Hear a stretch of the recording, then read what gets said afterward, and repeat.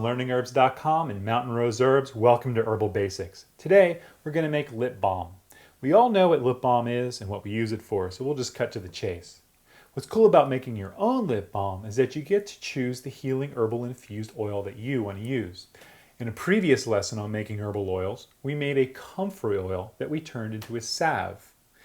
For this lesson, this calendula infused oil, we infused in sweet almond oil, since it has a less greasy texture, which is nice when you're making a lip balm.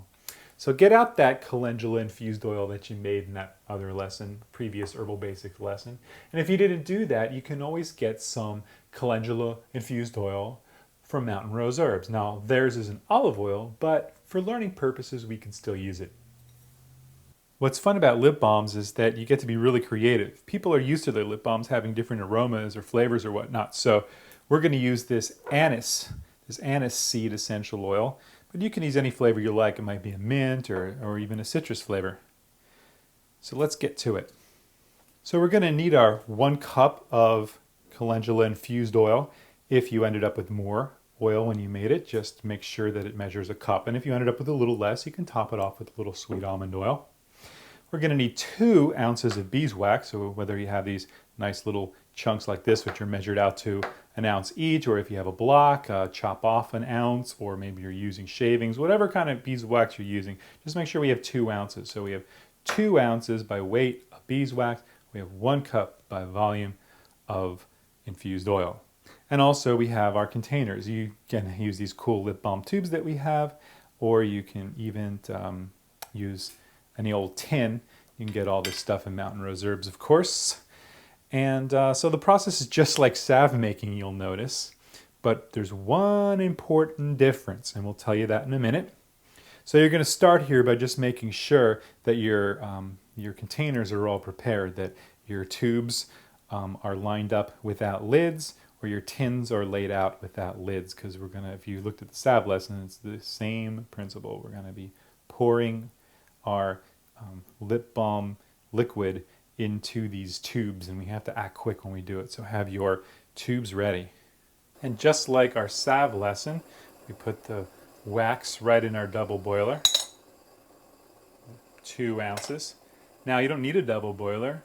This is a double boiler, so I have water under there that's boiled, and it has this glass top which protects it, so it really protects it from getting scorched or burned, the wax or the oil as you're using it or making it. You can also use a saucepan, so you don't need a fancy thing like this. It's a regular old medium saucepan. Just make sure that you have it on real low so you don't scorch anything. But I got this double boiler at a thrift store for like $5, so you can check that. But don't let that stop you from getting going here. So as this is melting here, I'll tell you the big difference, the big secret between a salve and a lip balm, because it's not just about that a lip balm goes in a tube and a salve goes in a tin. Not at all. All a lip balm is a salve that is harder.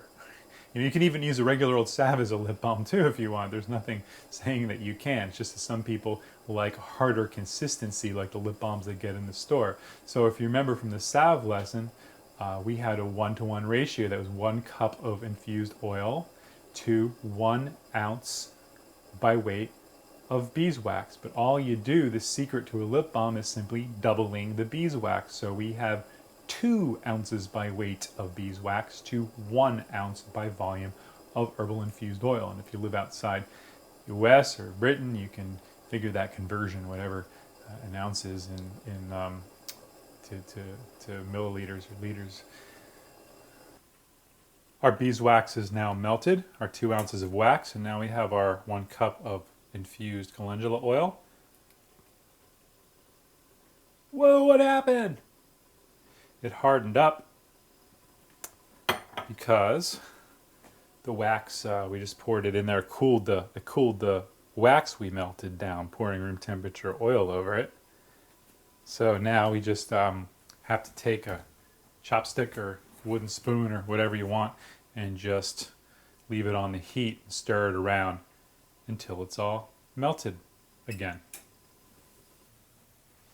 Okie doke. Now we have our melted lip balm solution of healing. And I'll pour it into this Pyrex measuring cup that we used before.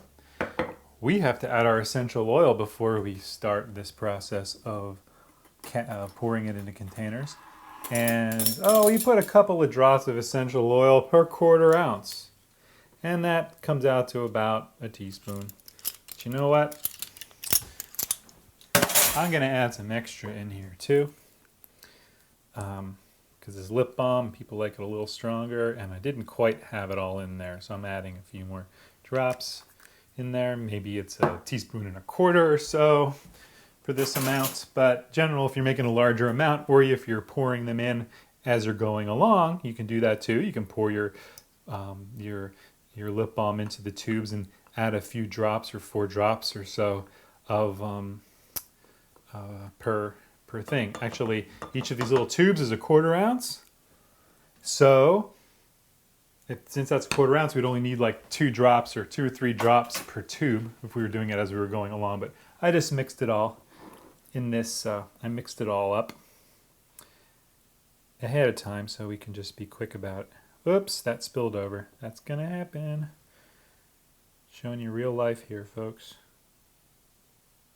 The tubes are a lot harder to work with than is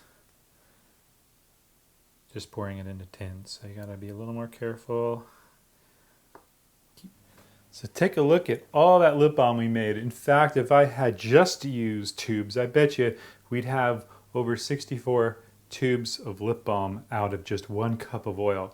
So hey, you know, those cost what, a couple of bucks each in the store? So that's a pretty high street value for that lip balm, man. All right there. So anyway, you can see here up close, I'm going to twist up the lip balm in there. And that hardened really nice. And that's how it works. Calendula is cooling and moisturizing. This oil is healing for most all skin conditions, including inflammation, dry skin, wounds, eczema, greasy skin, rashes, sunburn. It'll also help with cold sores and fever blisters. It's a very wonderful healing herb to have in our lip balm, so our lips will truly be nourished. So have fun experimenting with different infused oil and essential oil combinations. This is a great first step in getting you started. Thanks so much for joining me today, and may your lips stay moist.